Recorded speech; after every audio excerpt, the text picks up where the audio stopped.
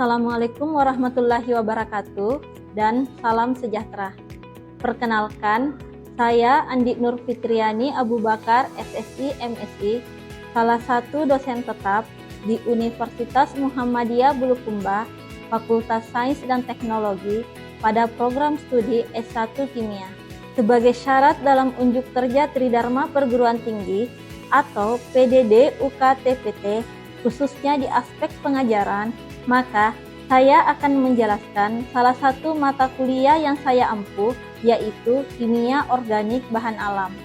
Pertama, saya akan menjelaskan deskripsi umum pada mata kuliah Kimia Organik Bahan Alam. Kimia Organik Bahan Alam merupakan mata kuliah wajib bagi mahasiswa semester 5 pada program studi kimia Universitas Muhammadiyah Bulukumba. Prasyarat untuk mata kuliah ini adalah mahasiswa telah lulus mata kuliah kimia dasar dan kimia organik. Mata kuliah ini dapat mengembangkan kompetensi mahasiswa dalam memahami fungsi bahan alam sebagai molekular messenger, isolasi dan identifikasi senyawa metabolit sekunder, dan konsep struktur biosintesis metabolit sekunder, serta rancangan dan teknik isolasi senyawa metabolit sekunder.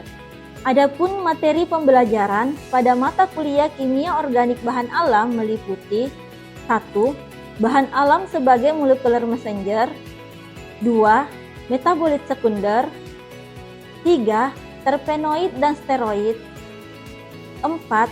Fenilpropanoid dan poliketida, 5. Flavonoid dan stilben, 6. Alkaloid, 7. Isolasi dan identifikasi senyawa metabolit sekunder, 8. Biosintesis senyawa metabolit sekunder, dan 9. Rancangan dan teknik isolasi senyawa metabolit sekunder. Adapun capaian pembelajaran pada mata kuliah ini meliputi CPL 4 mampu menghasilkan simpulan yang tepat berdasarkan hasil identifikasi, analisis, isolasi, transformasi, dan sintesis bahan kimia yang telah dilakukan. CPL 5 mampu melakukan analisis terhadap berbagai alternatif solusi di bidang identifikasi, analisis, isolasi, transformasi, dan sintesis bahan kimia yang tersedia dan menyajikan simpulan analisis untuk pengambilan keputusan yang tepat. CPL 6 mampu menghasilkan produk kewirausahaan yang berbasis hasil riset terhadap pemanfaatan sumber daya alam dan kearifan lokal. Selanjutnya, CPMK pada mata kuliah ini meliputi CPMK 1, mahasiswa mampu mengkaji fungsi bahan alam sebagai molekular messenger. CPMK 2, mahasiswa mampu mengkaji dan menganalisis struktur senyawa metabolit sekunder meliputi terpenoid, steroid, fenilpropanoid, poliketida, flavonoid, stilben, dan alkaloid. CPMK 3, mahasiswa dapat menerapkan konsep isolasi dan identifikasi senyawa kimia metabolit sekunder. CPMK 4, mahasiswa dapat menerapkan konsep struktur dan biosintesis metabolit sekunder. CPMK 5, mahasiswa mampu menggunakan konsep rancangan dan teknik isolasi senyawa metabolit sekunder. Sistem pembelajaran mata kuliah Kimia Organik Bahan Alam ini diselenggarakan dengan pendekatan blended learning, yaitu perpaduan antara pembelajaran luring atau tatap muka langsung dan juga daring dengan aplikasi pembelajaran seperti Zoom dan Google Classroom. Mahasiswa dapat mengakses materi perkuliahan, mengunduh RPS, serta mengunggah tugas secara online. Sementara diskusi interaktif, studi kasus, dan presentasi dilaksanakan secara langsung di kelas. Metode pembelajaran yang selalu saya terapkan bersifat aktif, partisipasi, dan berbasis pada pengalaman nyata dari hasil-hasil riset pada jurnal ilmiah bereputasi, meliputi ceramah interaktif, diskusi kelompok, dan proyek based learning. Media pembelajaran pada mata kuliah kimia organik bahan alam meliputi modul atau RPS, PowerPoint, studi kasus, buku atau e-book, dan artikel ilmiah. Sistem penilaian dalam mata kuliah ini mencakup 6 komponen utama, yaitu ujian tengah semester dengan bobot 25%, ujian akhir semester dengan bobot 25%, presentasi proyek dengan bobot 20%, tugas mandiri dengan bobot 15%, keaktifan kelas dengan bobot 10%, dan kehadiran dengan bobot 5%. Penilaian dilakukan secara objektif berdasarkan indikator seperti ketepatan dan penguasaan materi, partisipasi aktif, serta kemampuan analisis terhadap studi kasus. Hasil evaluasi penilaian saya kembalikan kepada mahasiswa sebagai bagian dari proses umpan balik. Baik, untuk tahapan berikutnya, mari kita simak video pembelajaran pada mata kuliah Kimia Organik Bahan Alam. Oke, bismillahirrahmanirrahim. Assalamualaikum warahmatullahi wabarakatuh. Waalaikumsalam warahmatullahi wabarakatuh. Bagaimana kabarnya adik-adik? Alhamdulillah, baik Ibu. Alhamdulillah. Sebelum kita mulai, kita berdoa bersama masing-masing dalam hati. Doa dimulai. Oke, doa selesai. Baik adik-adik, hari ini kita akan membahas topik mata kuliah Kimia Organik Bahan Alam, yaitu bahan alam sebagai molecular messenger atau pembawa pesan. Nah, jika adik-adik melihat gambar ini, apa yang terlintas di pikiran adik-adik? Ada yang ingin berpendapat? Saya, Bu. Oke, baik, silakan Dwi. Baik, terima kasih. Dari gambar yang saya lihat terdapat kumpulan semut yang berbaris untuk mencari makanan. Oke, terima kasih Dwi. Ada yang lain? Oke, silakan Inayah. Baik, terima kasih atas kesempatan yang diberikan. Jadi pada gambar tersebut menunjukkan adanya sekelompok semut yang berjalan pada lintasan yang sama. Oke, terima kasih Inayah. Baik, jawaban adik-adik semuanya sudah benar. Namun, kita akan membahas mengapa semut-semut ini berjalan pada lintasan yang sama dalam mencari makanan dari segi keilmuan kita, yaitu ilmu kimia. Oke, selain itu, kalau manusia, kita ya, komunikasi itu dengan mengeluarkan suara atau mengirimkan pesan melalui media sosial. Nah, pertanyaannya, bagaimana kalau makhluk lain? Seperti pada hewan dan tumbuhan. Bagaimana mereka berkomunikasi? Nah, oleh karena itu, kita akan membahas 2 sub CPMK pada hari ini. Yang pertama, mahasiswa mampu menjelaskan fungsi bahan alam sebagai molecular messenger. Dan yang kedua, mahasiswa mampu mengklasifikasikan senyawa bahan alam sebagai molecular messenger dengan 3 bahan kajian. Oke, selanjutnya kita masuk ke fungsi bahan alam sebagai molecular messenger. Sebelum Ibu lanjut, adakah yang ingin berpendapat apa sih fungsi bahan alam sebagai molecular messenger menurut yang adik-adik ketahui? Saya, Bu. Oke, silakan Saras. Fungsi bahan alam sebagai molecular messenger salah satunya yaitu untuk berkelompok, Bu. Oke, untuk hidup berkelompok. Oke, terima kasih Saras. Ada yang lain? Saya, Ibu. Oke, silakan Vika. Terima kasih untuk kesempatannya, Ibu. Menurut saya itu untuk melindungi diri dari spesies yang lain, Bu. Oke, untuk melindungi diri dari spesies yang lain. Oke, jawaban adik-adik sudah tepat. Nah, kita akan bahas lebih rinci lagi. apa sih fungsi bahan alam sebagai molecular messenger? Jadi yang pertama yaitu fungsi komunikasi. Seperti yang disampaikan oleh temannya tadi, yaitu untuk hidup berkelompok. Nah, fungsi komunikasi antar spesies itu dikenal dengan istilah feromon dan aleloh kimia. Nah, selain fungsi komunikasi, ada juga fungsi pertahanan, ya. Misalnya sebagai antimikroba, antifolin, alelopatik, toksisitas, dan inhibisi pertumbuhan. Oke, selanjutnya kita akan bahas fungsi komunikasi, ya. Fungsi komunikasi pertama dikenal dengan istilah feromon, di mana feromon adalah senyawa kimia yang berfungsi dalam komunikasi antar individu dalam satu spesies. Jadi spesiesnya sama. Misalnya semut berkomunikasi dengan semut yang lain, gajah berkomunikasi dengan gajah yang lain. Nah, bagaimana kalau beda spesies? Kalau beda spesies, itu istilahnya adalah aleloh kimia, ya. Misalnya tumbuhan dengan hewan, seperti itu. Jadi dia beda spesies. Oke, sampai di sini paham? Oke, adik-adik. Yang pertama kita akan bahas terkait klasifikasi feromon. Jadi feromon sendiri itu dibagi menjadi 5 jenis.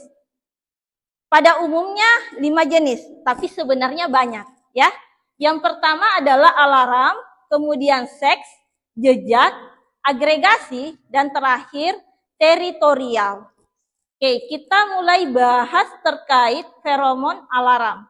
Jadi, feromon alarm adalah feromon yang dihasilkan oleh satu spesies untuk memperingatkan adanya bahaya, apakah itu predator atau bahaya lainnya. Seperti contohnya hewan moluska. Jadi misalnya di laut, hewan moluska diserang oleh predator, misalnya ikan paus, ikan hiu. Nah, hewan moluska ini akan memberikan sinyal kepada moluska lainnya agar tidak mendekat di wilayah tersebut. Karena di wilayah tersebut ada predator yang membahayakan. Seperti itu. Jadi membantu temannya untuk terhindar dari bahaya. Oke. Nah, adapun contoh struktur kimia dari moluska, dari feromon alarm itu seperti ini, navanona A, B, dan C. Apa persamaan dari ketiga struktur kimia tersebut? Oke, kita bisa lihat dari gugus fungsinya. Sama-sama mengandung gugus apa adik-adik? Keton. Oke, keton, betul. Oke, sampai di sini paham untuk feromon alarm? Oke. Selanjutnya kita masuk ke feromon seks, ya. Jadi feromon seks adalah feromon yang dilepaskan oleh suatu organisme untuk menarik individu dari spesies yang sama, ya. Misalnya contohnya kepiting rambut, ya. Jadi ini ada jantan, ada betina. Nah, tujuan dari feromon seks mencari lawan jenis untuk saling mengenal dan untuk menjaga, ya. Jadi hewan juga itu dia kawin untuk menghasilkan keturunan. Nah, apa yang bertindak di situ senyawa kimia apa? Nah, senyawa kimia feromon seks. Nah, salah satu contoh senyawa kimia feromon seks namanya seramida. Di mana senyawa seramida ini mengandung gugus fungsi, beberapa gugus fungsi. Oke, kita analisis satu-satu ya. Kalau gugus fungsi ini adik-adik apa? Oke, tepat. Nah, kalau yang kedua ini? Oke. Selanjutnya yang terakhir? Oke, betul. Berarti di sini kimia organiknya lulus semua ya. Nah, selanjutnya adalah feromon jejak. Nah, feromon jejak adalah feromon yang dilepaskan oleh suatu individu dan diikuti oleh individu lain yang sejenis untuk menarik individu dari spesies yang sama. Nah, contohnya tadi semut, ya. Atau kalau kalian lihat sekumpulan hewan itu berjalan beriringan bersama, itu termasuk feromon jejak karena memiliki feromon jejak. Jadi, semut itu berjalan beriringan karena memang ada senyawa kimia di tempat yang dilalui itu. Nah, jadi adik-adik kalau misalnya mau mengganggu semut, ya tinggal dihapus jejaknya. Memang tidak terlihat oleh mata kita, tapi terlihat oleh semut. Seperti itu, ya. Nah, yang keempat adalah feromon agregasi. Feromon agregasi adalah feromon yang dihasilkan untuk pertahanan, pemilihan pasangan, teman, ataupun dapat membentuk kelompok, ya. Jadi ini beda dengan feromon seks. Kalau feromon seks tujuannya untuk kawin. Kalau feromon agregasi agar membentuk kelompok. Karena hewan kalau hidup berkelompok itu lebih mudah bertahan hidup daripada hidup sendiri. Seperti itu ya. Nah, contohnya senyawa 2 oktenal dan 4 okso 2 oktenal. Nah, Ibu tanya lagi, ini merupakan gugus fungsi apa adik-adik? Apa? Aldehid atau alkohol? Aldehid. Oke, aldehid ya. Oke, kalau ini? Oke, keton ya, betul. Oke, kita lanjut ke feromon teritorial yang terakhir. Namanya juga teritorial ya. Teritorial itu artinya wilayah. Nah, feromon teritorial adalah senyawa alam yang ditempatkan pada daerah tinggalnya yang dapat menginduksi perilaku lebih agresif yang sama terhadap organisme asing. Contohnya hewan cheetah. Adik-adik kalau lihat hewan cheetah ini lagi ngapain ini? Buang air. Oke, buang air. Jadi kalau adik-adik lihat ada hewan yang buang air, jangan diganggu deh. Ya, mungkin itu dia ingin menandai wilayahnya bahwa ini wilayah saya loh. Nah, contohnya biasa yang paling umum kita lihat itu kan biasanya anjing. Ya, kucing. Seperti itu ya. Jadi kalau kita lihat di televisi ya, di Australia kan ada satu padang rumput, hanya satu hewan yang tinggal di situ. Itu karena dia sudah menandai wilayahnya. Seperti itu, dengan cara buang air kecil. Ya itu salah satunya, berbagai cara, bukan cuma buang air kecil juga ya. Ada beberapa cara. Nah, sampai di sini ada yang ingin ditanyakan atau sudah paham terkait feromon? Oke. Kalau sudah paham, Ibu berikan tugas. Oke, silakan kalian menentukan jenis feromon di bawah ini itu termasuk apa. Kalian jelaskan termasuk jenis feromon apa, kemudian tentukan gugus fungsi pada struktur kimia dari feromon tersebut. Oke, silakan. Oke, ada yang ingin menjawab? Oke, silakan Nadia. Baik Bu, terima kasih atas kesempatannya. Langsung saja pada gambar pertama tersebut memperlihatkan struktur kimia dari feromon jejak Bu, yang terdapat pada struktur kimianya itu gugus keton dan alkohol. Oke, bagaimana yang lain? Sepakat atau ada yang berbeda? Oke, ya sudah tepat ya. Ini termasuk feromon jejak ya. Dan sudah tepat juga gugus fungsinya. Nah, selanjutnya soal kedua. Ada yang ingin menjawab? Oke, silakan Miftah. Jadi pada gambar yang kedua ini terdapat capung jantan dan betina yang saling mengeluarkan senyawa kimia berupa feromon seks yang dapat dilihat dari struktur yang di samping yang mengandung struktur aldehid. Oke, yang mengandung gugus fungsi aldehid ya. Nah, bagaimana adik-adik yang lain? Sepakat atau ada yang lain? Oke, sepakat ya, sudah tepat ya. Ini adalah feromon seks ya. Sudah terlihat sinyal-sinyalnya. Ya, sinyal-sinyal mau kawin ini ya. Seperti itu. Oke, sebelum kita lanjut ke alelokimia, ada yang ingin ditanyakan? Oke. Kalau tidak ada, kita lanjut ke klasifikasi alelokimia.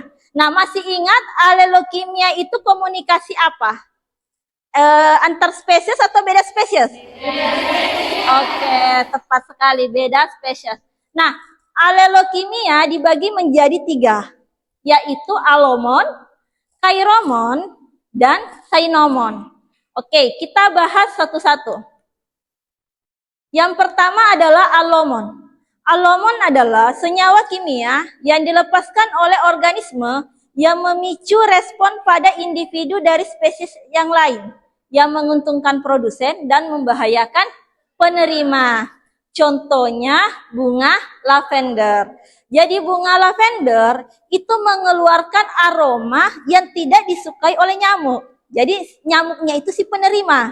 Jadi membahayakan si penerima. Nah, contoh yang lain misalnya bau jeruk, aroma jeruk, minyak atsiri jeruk atau minyak atsiri cengkeh, itu semua tidak disukai oleh nyamuk, ya. Jadi membahayakan si penerima. Nah, ini termasuk alomon ya. Jadi nama istilahnya alomon. Nah, ini contoh senyawanya adalah linalol. Linalol ini salah satu contoh senyawa terpenoid.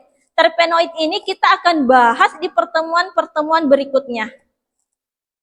Kita lanjut. Yang kedua adalah kairomon. Nah, kairomon sendiri adalah senyawa kimia ataupun campuran yang dilepas oleh suatu organisme dan menimbulkan respon fisiologis dan perilaku pada individu spesies yang lain yang dapat menimbulkan keuntungan adaptif bagi serangga atau individu penerima. Kalau tadi alomon yang untung adalah produsen yang menghasilkan senyawa kimia tersebut dan yang rugi adalah penerima. Nah, kalau kairomon kebalikannya. Yang menghasilkan senyawa kimia yang rugi, nah yang untung itu adalah si penerima. Contohnya kumbang kayu. Jadi kenapa kayu kita mudah lapuk? Itu karena kayunya menghasilkan zat kimia di mana mengundang kumbang kayu tersebut untuk mengkonsumsi, untuk mendatangi kayu tersebut, ya. Makanya kenapa kayu itu harus dicet agar menghambat mengeluarkan zat kimia pada kayu tersebut, ya. Nah, selanjutnya adalah sainomon. Sainomon adalah senyawa kimia yang dihasilkan oleh organisme yang dapat menimbulkan respon fisiologis atau perilaku yang memberikan keuntungan bagi kedua belah pihak. Jadi sama artinya dengan simbiosis mutualisme. Ya, contohnya pada ikan badut dan anemong laut. Jadi pada anemong laut itu biasa hidup plankton-plankton kecil, Dek, yang dapat merusak anemong laut tersebut. Nah, dia mengeluarkan zat kimia, mengundang ikan badut tersebut. Jadi ikan badut tersebut datang mengkonsumsi plankton-plankton kecil pada anemon laut tersebut. Oke, paham? Oke, ini adalah salah satu jurnal review yang membahas terkait bagaimana aplikasi feromon seks untuk mencegah hama yang ada di kebun. Jadi adik-adik dapat membaca ini, kalian bisa download di web ini ya.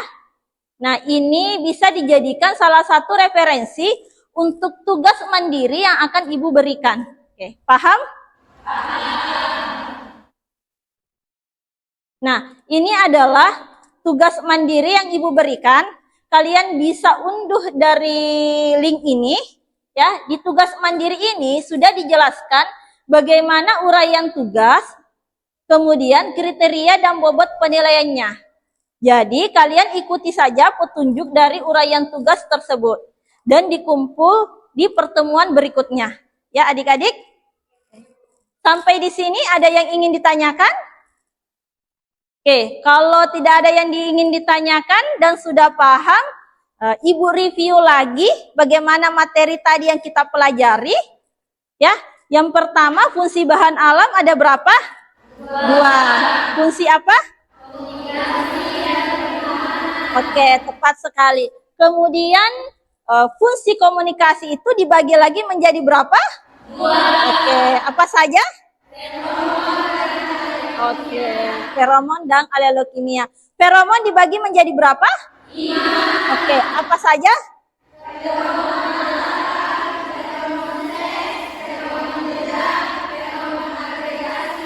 Feromon teritorial. Oke. Kemudian alelokimia dibagi menjadi berapa? 3. Oke, apa saja?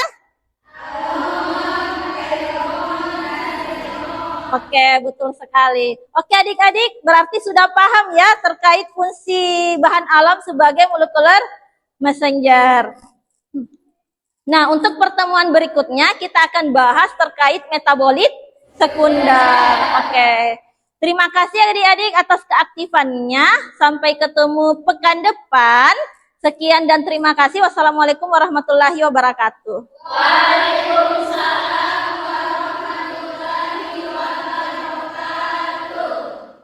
Demikian video rekaman pembelajaran pada mata kuliah Kimia Organik Bahan Alam pada program studi S1 Kimia Fakultas Sains dan Teknologi Universitas Muhammadiyah Bulukumba. Semoga video ini dapat menjadi pertimbangan baik dalam proses pengajuan sertifikasi dosen gelombang 1 tahun 2025. Terima kasih. Wassalamualaikum warahmatullahi wabarakatuh.